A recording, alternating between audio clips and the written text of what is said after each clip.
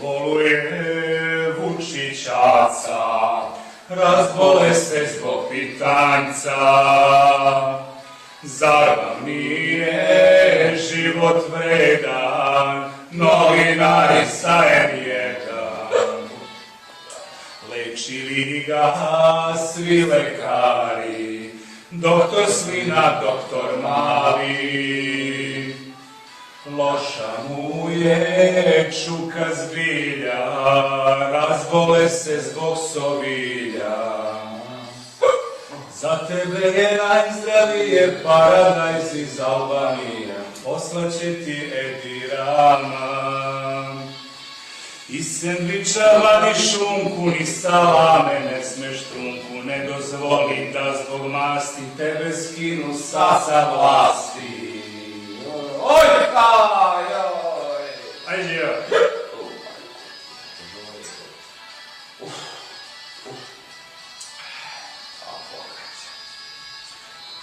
Loša ti je krvna slika, kolesterol od krušika. Ako nećeš na kliniku, zaboravi majniku.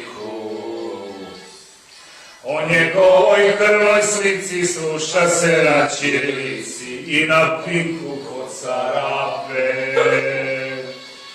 O njegovoj krvnoj slici sluša se na ćirilici, lijek mu je da ga smire tvoje reči, Milomire.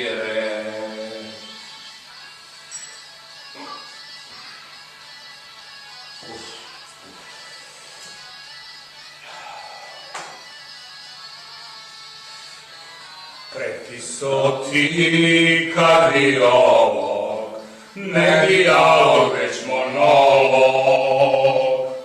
Neće tebe svaki talog da navuče na dijalog. Ne pomaže otac Branko, niti njegov sin Slinavko, niti Marić, ni Carapa. Ne pomažu tebi, shvatiš, tancovani plagijati, najbolje će da te paze na klinici doktor Laze. Dobre.